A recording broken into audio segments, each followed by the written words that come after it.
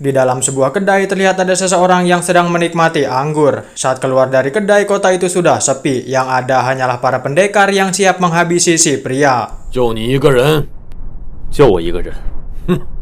杀我妻儿，霸占我买卖，叫我收。 Pria itu berkata, silakan bunuh aku, tetapi jangan lukai keluargaku. Akan tetapi salah satu dari pendekar itu menjawab kalau dia akan membunuh semuanya. Mengetahui kalau si pendekar tidak bisa diajak negosiasi, si pria pun mulai mengambil ancang-ancang. 师傅，你就是金满堂。 Lalu muncullah seseorang yang berniat membantu si pria dan pertarungan pecah pada saat itu. 全部杀光！呀！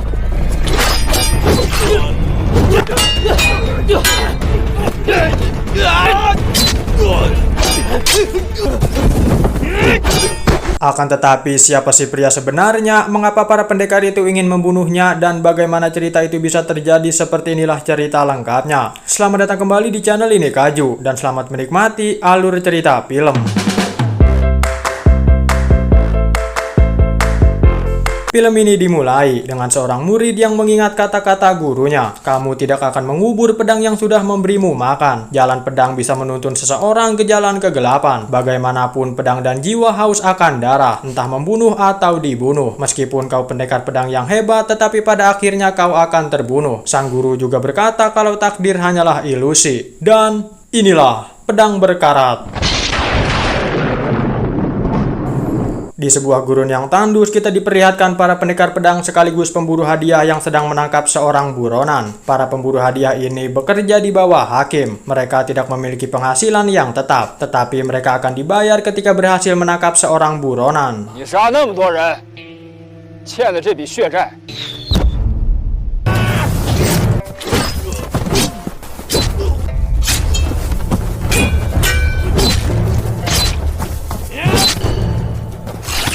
Buronan itu cukup tangguh ketika dia berhasil menghabisi para kerocok. Akan tetapi ada satu pendekar bernama Dawei yang mampu bertarung sebanding dengannya. Bahkan Dawei mampu mengalahkannya.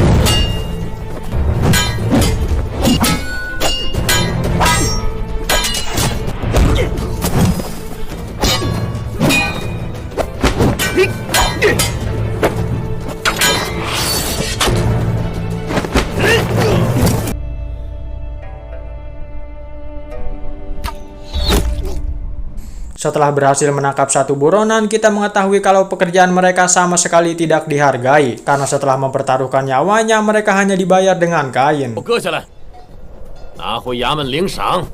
多谢蔡捕头，不然我们几个的小命也就……就地埋了吧。 Dawei sendiri berasal dari wilayah bernama Yiwu. Saat masih muda, Dawei sempat menghabisi para bajak laut di pesisir. Lalu Dawei berkelana sampai ke daerah barat, dan Dawei menemukan seorang istri. Dawei perlahan melupakan pedangnya dan bekerja menjadi bawahan hakim untuk menyambung hidupnya. Dawei sering memikirkan perkataan gurunya, yaitu kalau Dawei tidak akan pernah mengubur pedangnya yang sudah memberikannya makan. 早年在沿海打过倭寇，走到西北的时候，我想放下刀。 过普通的生活。兄是长刀，我也是长刀。 Saat pulang ke rumah, di situ sudah ada tamu bernama Renji yang sama-sama pendekar pedang dan juga pemburu hadiah. Dari pembicaraan mereka diketahui kalau Dawei adalah master pedang di kota Taiping ini. Bahkan Dawei dijuluki pendekar pedang Monsterlin. Maksud kedatangan Renji ke sini adalah untuk menantang Dawei bertarung. Akan tetapi Dawei menolak karena sudah memiliki keluarga. Renji akan memberikan perak jika Dawei menerima tantangannya. Dan jika Dawei berubah pikiran, datanglah ke kuburan nanti malam. 钱的。 如果你不来，我会让你后悔的。 Malam harinya, lebih tepatnya saat sedang makan, Dawei dan keluarganya terlihat makan menggunakan bubur yang sudah encer. Karena itu adalah beras terakhirnya. Sang istri yang bernama Wanyu juga terlihat sakit-sakitan. Menyadari hal itu, Dawei menerima tantangan Renji untuk mengambil perak itu.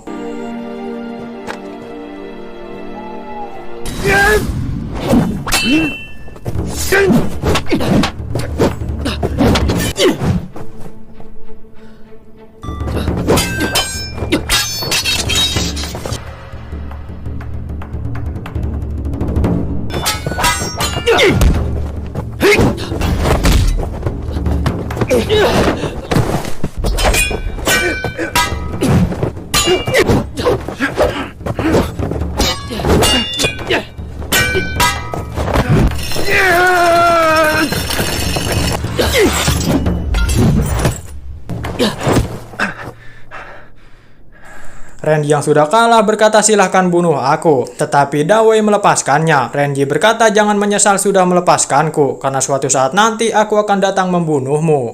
你走吧。你要放了我，你可别后悔，我还会回来杀你的。 Setelah mendapatkan perak itu, Dawei membeli obat dan daging, berharap Wan Yu istrinya bisa sembuh dengan cepat. 又是药味儿，嘉奖啊，咱武行人不干绿林道的事。 Saat itulah ada seorang pria bernama Qian yang datang. Mengetahui kalau Wan Yu sedang sakit, Qian membawakan sedikit makanan dan mereka mulai masak bersama-sama. 爹，我饿了。阿强，肉要让给妹妹吃。要多吃一点，长大了宝。 Malam harinya Qian mengutarakan niatnya kalau dia ingin menyerang seorang pria bernama Mantang. Diketahui kalau Mantang adalah petugas yang bekerja langsung di bawah hakim. Qian mengajak Dawei untuk membantunya dan tujuan dari itu semua agar Qian bisa menggantikan Mantang, yaitu menjadi seorang petugas. 一旦失败，势必会被重负。爹没这回有钱治病。 Lalu kita diperlihatkan Mantang yang sedang mengeksekusi anak buahnya karena tidak becus menjalankan tugas. Dari situ kita bisa ambil kesimpulan kalau Mantang ini adalah sosok yang kejam. Bersamaan dengan itu, Dawei, Qian, dan kedua anak buahnya sudah mengintai mereka dan peperangan tidak terelakkan lagi.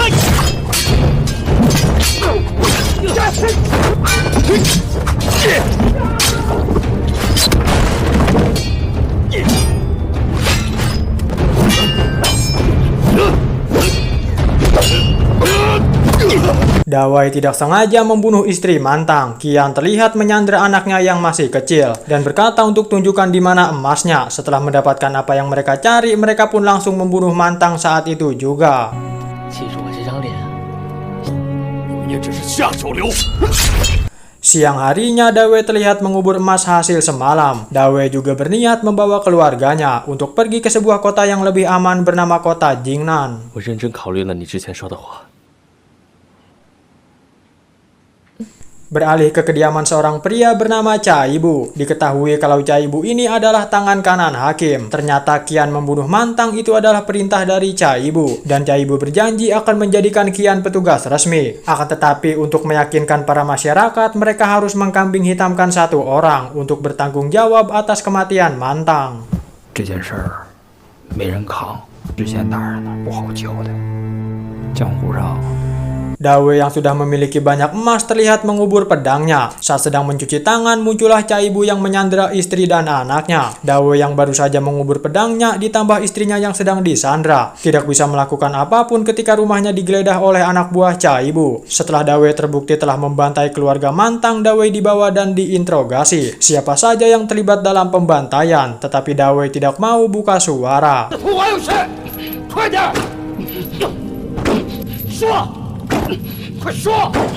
Malam harinya Wan Yu menemui Qian untuk menanyakan apa yang sebenarnya terjadi. Qian berkata kalau itu soal emas yang dicuri. Padahal itu adalah sebuah kesepakatan. Dawei mendapatkan emas sedangkan Qian menjadi petugas resmi. Ternyata Qian mengkambing hitamkan Dawei kalau Dawei lah yang telah membantai keluarga Mantang. 他到底发生什么事儿了？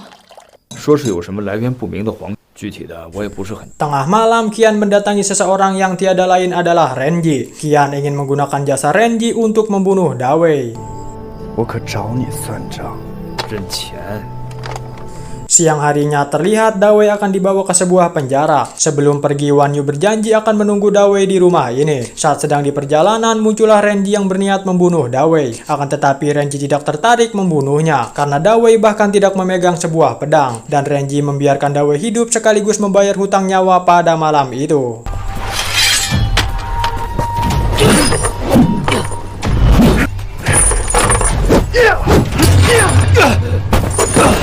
你之前放过我一马。 Saat Dawei mendekam di penjara, banyak perubahan di kota Taiping. Untuk Renji, dia menjadi pendekar pedang terhebat. Sebagian orang menjalankan usaha garam dan besi. Untuk Mantang terlihat dia masih hidup. Sedangkan Wan Yu terus menunggu kepulangan sang suami. 有的人化视了西北，有的人 Singkat cerita, 10 tahun pun telah berlalu. Di sebuah rumah terlihat ada seorang preman yang menanyakan harga garam kepada masyarakat. Ternyata di bawah kekuasaan petugas Qian, pajak garam dan besi sangat mahal. 本镇人46分成，那这样呢？上次还5分成呢，不够数，我劈了你！ Di sebuah pasar kita diperlihatkan anak perempuan Dawei yang sudah besar bernama Pinger dan juga anak dari Qian bernama Lucky. Lalu preman itu membuat onar dan menangkap Pinger. Tak lama muncullah Qian yang sekarang sudah menjadi seorang petugas resmi. 我劈了他！你不是他的对手。 Preman itu meminta bagian 10% dari bisnis garam dan besi, akan tetapi Qian menolaknya. Lalu preman itu memberikan informasi kalau para tahanan sudah dibebaskan. Mantang pasti akan datang membalas dendam karena preman itu tahu kalau Qian adalah salah satu orang yang membantai keluarga Mantang pada malam itu. 但这也属于朝廷的管辖范围，我当是哪个不长眼的？原来是陆捕快。跟我作对，就是跟朝廷作。 Ternyata selama 10 tahun ini Qianlah yang menafkahi Wan Yu dan anaknya. Akan tetapi meskipun begitu, Wan Yu tetap setia menunggu suaminya kembali yang tiada lain adalah Dawei.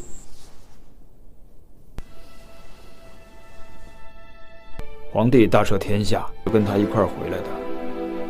Malam harinya Mantang terlihat menemui Renji. Mantang ingin menggunakan jasa Renji untuk membunuh orang-orang yang telah membantai keluarganya. Renji juga sedikit terkejut ketika target yang harus dia bunuh adalah rivalnya sendiri, yang tiada lain adalah Dawei. 杀人你是高手，做买卖我是行家。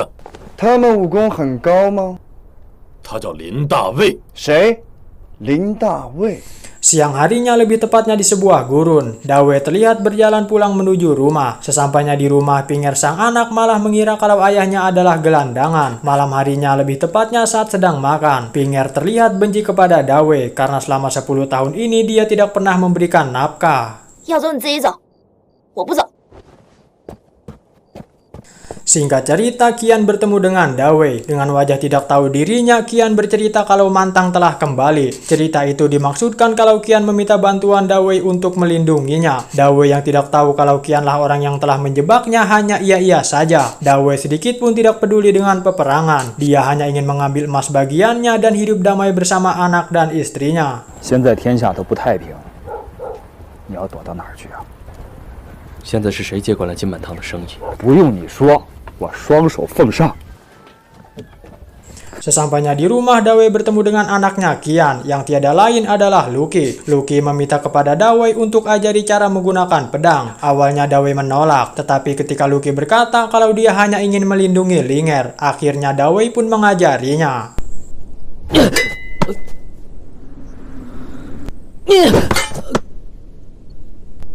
刀背为地，五人活在大胸里，经不起失误。 Mantang dan Renji terlihat membunuh salah satu orang yang ikut membantai keluarga Mantang. Bersamaan dengan itu, berita di kota mengabarkan kalau Mantang telah kembali. 知道我为什么还要回来吗？有头债有主，要杀就杀我。 Malam harinya, Dawei, Wan Yu, dan Qian bertemu. Qian memberikan emas bagian Dawei dan meminta untuk hadapi Mantang. Lalu Dawei berkata kalau dia orang yang tidak setia, mungkin Qian juga ikut di penjara. Karena sebenarnya Dawei tahu Qianlah yang telah mengkhianatinya. Awalnya Dawei tidak mau bertarung lagi, akan tetapi Wan Yu sang istri mendukungnya. Yang pada akhirnya Dawei pun mau menghadapi Mantang dan para antek-anteknya.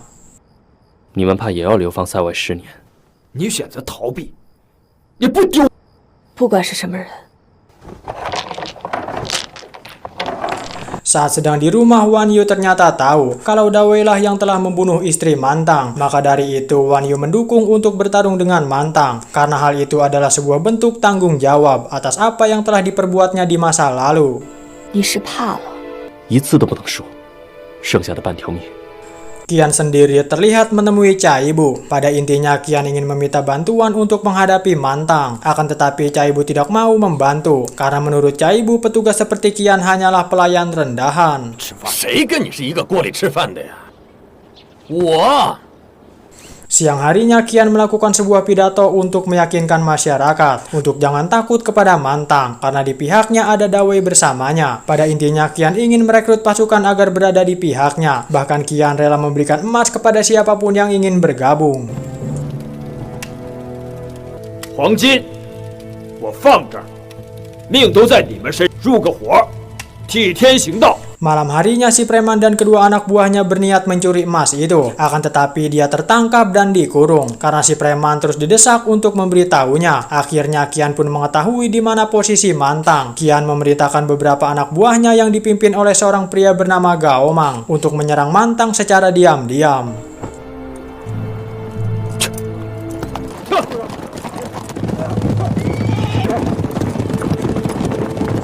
Siang harinya Qian mendapati pasukan yang semalam ia kirim sudah habis dibantai dan menyisakan satu orang yaitu Gao Mang. Gao Mang menyampaikan pesan kalau Qian dan Dawei disuruh mencuci kepalanya karena besok Mantang akan datang memenggalnya. Mendengar hal itu, wajah Qian tidak bisa berbohong kalau dia ketakutan.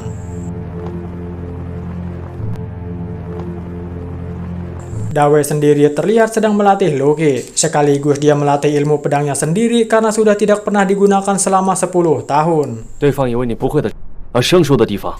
Menyadari Qian tidak akan kuat melawan Mantang, Qian mengajak Wan Yu untuk pergi dari kota itu. Akan tetapi Wan Yu tidak mau karena dia setia dengan Dawei. 要做什么呀？ Saat sedang memaksa itulah tiba-tiba muncul Dawei dan Luqi yang mempergokinya dan pertarungan tidak terelakkan lagi.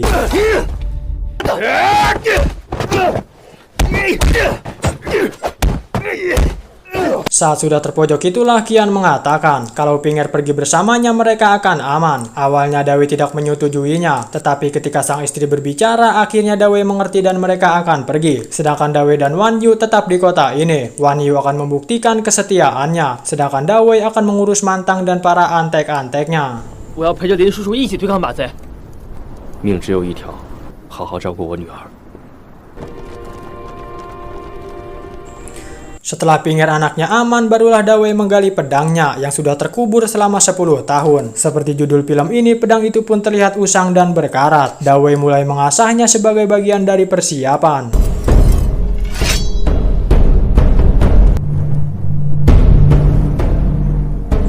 Mantang dan para pasukannya terlihat mendatangi kota. Bersamaan dengan itu, Luqi berkata kalau dia tidak bisa membiarkan gurunya bertarung sendirian dan dia kembali ke kota berniat membantunya. Tidak bisa membiarkan anaknya dalam bahaya, akhirnya Qian menunjukkan sedikit sifat pahlawannya ketika dia membatalkan niatnya untuk pergi dan berniat membantu Dawei. Sedangkan Gao Mang diperintahkan untuk membawa Linger pergi dari kota ini. Di saat orang-orang kota pergi untuk menyelamatkan diri, Dawei terlihat berjalan santuy seolah-olah ingin menghadapi mara bahaya itu. Lalu Dawei menemukan penjual anggur yang tidak pergi. Penjual anggur itu berkata kalau dirinya mati mungkin itu sudah takdir, dan Dawei memesan segelas anggur.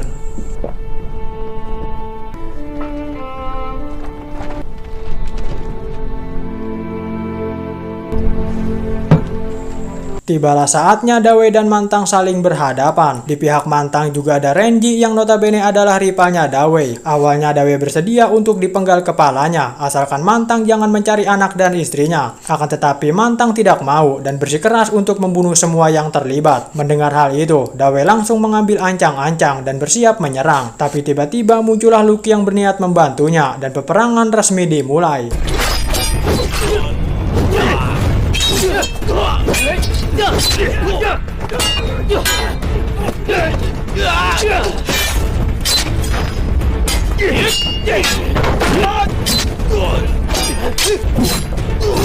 Mantang dan Renji terlihat belum maju. Renji mengatakan untuk tunggu sebentar lagi, tetapi karena Mantang keras kepala, inilah yang terjadi.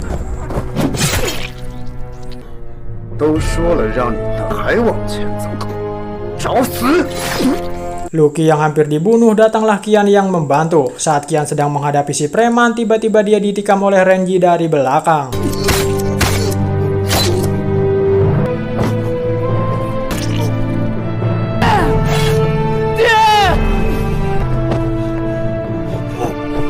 Luqi yang tidak terima melihat ayahnya dibunuh seketika langsung menyerang Renji. Tetapi karena Luqi bukan tandingan Renji, dia harus tewas di tangan Renji. Bersamaan dengan itu, Dawei juga sudah selesai dengan para pasukan lainnya dan final battle resmi dimulai.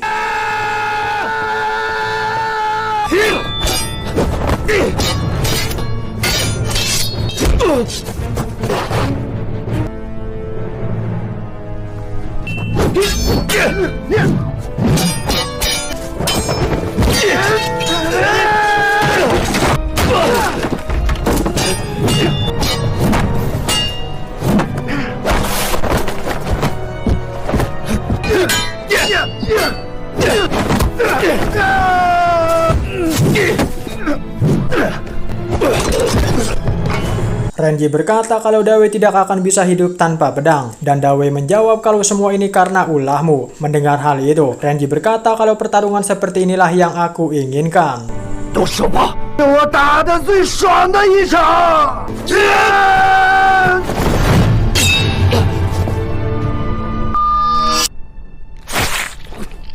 一切早已发生。 Di akhir pertarungan, Dawei teringat kembali apa kata gurunya, kalau takdir hanyalah sebuah ilusi. Tak lama datanglah Wan Yu yang menghampirinya. Sang guru juga pernah berkata, sejago apapun kau menguasai teknik berpedang bukan berarti kau tidak bisa mati. Dawei tewas dengan sebuah kehormatan kalau dia tidak pernah lari dari pertempuran.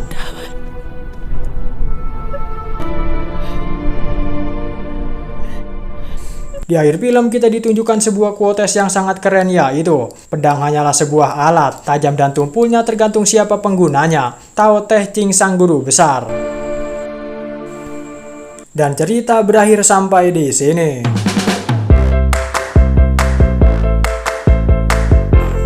Walaupun ceritanya agak sedikit rumit, tetapi menurut gue pribadi film ini sangat seru untuk ditonton. Terlepas dari Dawei yang tidak pernah lari dari pertempuran, kita bisa mengambil sebuah pesan, yaitu jangan biarkan kesabaranmu menjadi kelemahan, dan jangan biarkan keberanianmu menjadi kebodohan. Pertarungan bukan hanya tentang menang atau kalah, tetapi tentang mempertahankan harga diri dan kewibawaanmu. Itu, gua Kajo, satu dari sekian banyaknya kaum rebahan yang ada di dunia ini. Mengucapkan terima kasih dan sampai jumpa di video selanjutnya. Jangan lupa subscribe karena gua berharap kita bisa berteman.